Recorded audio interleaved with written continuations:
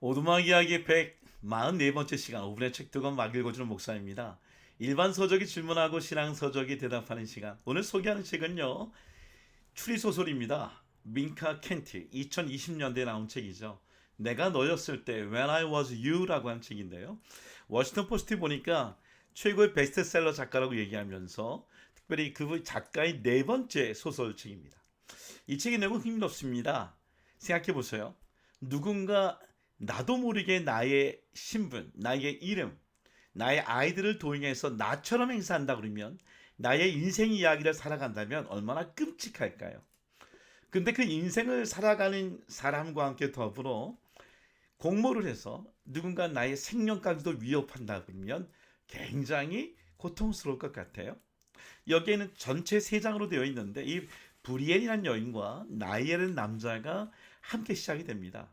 브리엔은 조부모로부터 1,300만 달러라고 유산을 받아서 부자인데 어느 날 강도를 만나서 칼에 찔려 중태에 이르게 됩니다. 그 후에 후유증이 너무 무서워서 큰 집에 세를 주는데 의사라고는 신분을 도용한 사기꾼 나이어를 자기 집에 끌어들이죠. 근데 어느 날 자기 이름을 신분을 도용해서 어떤 사람이 집을 임대하고 6개월치 월세를 내는 거 보면서 그것을 그 범인을 찾기 위해 오늘 이 브리엔이 이제 자기의 머리에 탐정을 시작이 되죠. 근데 아주 놀라운 이야기를 듣습니다. 나니엘이 말하기를 당신은 케이티 엠벌이라는 여인이고 이 여인은 나의 아내이고 다중인격 장애를 안고 있기 때문에 당신이 지금 당신의 인생 이야기를 잊어버렸다, 헷갈려 한다라고 얘기하는 거예요. 그리고 정신병원에 집어넣습니다. 책을 다 소개할 수 없으니까 결론은 결국 이 여인을 죽이고 1,300달러를 다 가져가기 위한 계획을 세웠었어요.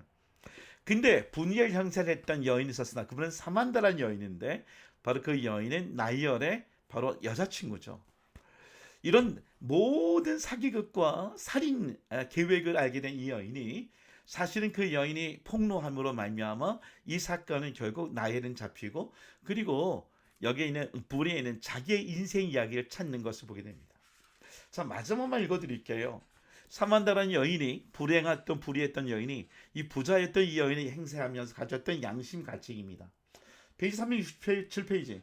당신 신분으로 살고 당신을 만난 후에 제 삶이 영원히 바뀐 것이 감사드리고 싶어요.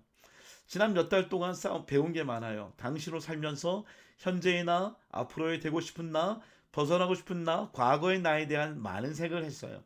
그리고 오늘 당신을 만나고 나서 앞으로 어떤 사람이 되어야 할지 더 분명히 알게 됐어요. 여러분 한번 읽어보십시오.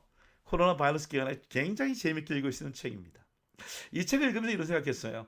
나 자신은 과연 누군가의 인생에 다시 한번 살아보고 싶은 생각 가진 적은 없는가?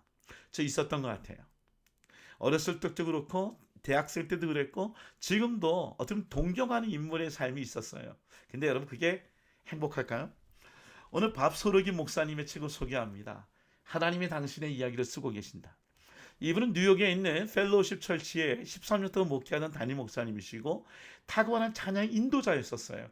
그러나 어느 날 1992년도 5월 달에 목에 이상이 생겼습니다. 그 목으로 인하여 수술을 받고 더 이상 노래 부르는 일과 설교하는 일을 할 수 없어서 그 사역을 그만둡니다. 그만두면서 그는 자신의 인생 이야기가 불행하고 고통스럽지만 그러나 이렇게 고백하고 있습니다. 페이지 37페이지. 어떤 사람이 내 이야기는 중요하지 않아요. 중요한 것은 예수님의 이야기가 아니겠어요? 라고 반론을 제기할 줄 모른다. 물론 틀린 말은 아니다. 예수님이 언제나 가장 중요한 주역이 되어야 한다.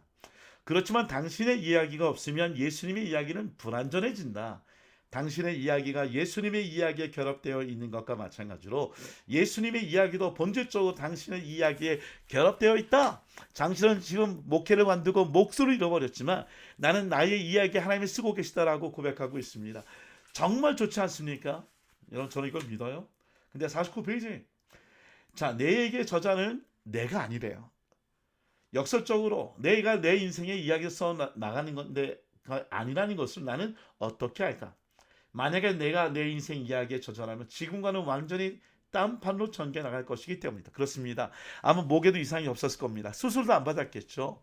아마 꽤 잘 나가는 목사가 됐을 것이다 라고 얘기할 거야. 그러나 하나님이 작가이시기 때문에 나에게 이런 시련이 왔다고 얘기합니다.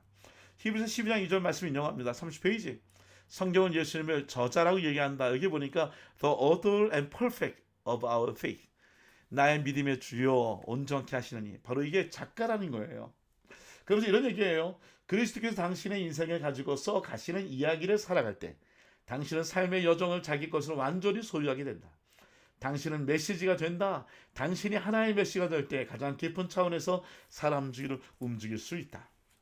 여러분 이 책 읽을 게 너무 많은데요. 시간이 안 나요. 하나만 더 읽어드릴게요. 여러분 하나님은 우리의 인생을 단편 소설이 아니라 장편 소설로 쓰고 있대요. 왜 그럴까요? 좋은 이야기를 쓰려고 한다면 우리의 굴곡이 필요하시기 때문에 우리의 고통도 필요하고 눈물도 필요하기 때문에 하나님 우리의 장편 소설을 쓰고 있다라고 이야기하고 있어요. 와 너무 재밌지 않습니까? 자 하나만 더 읽어드릴게요. 자기의 1992년도 사건을 통해 이렇게 얘기합니다. 그 상황입니다. 페이지 217페이지. 고통은 날로 커지는 반면 힘은 날로 약해졌다. 나는 벽에 쓰인 글자를 읽을 수 있었다. 너는 끝장났어. 다니엘서 5장에 있는 말씀이에요. 너는 이제 끝장났어. 페이지 249페이지. 하나님께서는 당신이 지금 겪고 있는 시련을 토대로 당신 인생 이야기의 마지막 대단원의 장을 쓰려고 계획하고 계시다. 따라서 참을성 있게 견디지 못하고 당신 스스로의 방식으로 처리하면 그 토대를 망쳐버릴 수 있다. 반드시 명심할 요점.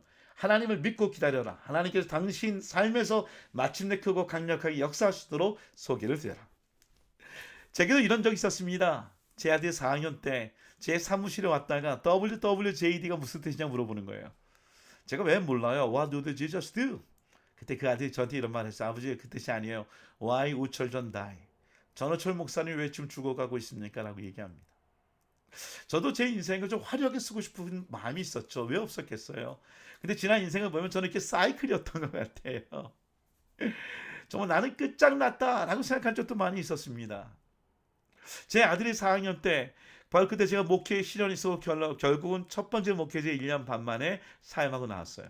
제가 가장 두려웠던 부분이 바로 제 아들이 어떻게 목사의 상과 크리스찬의 상을 가질까라는 것이 두려웠었어요.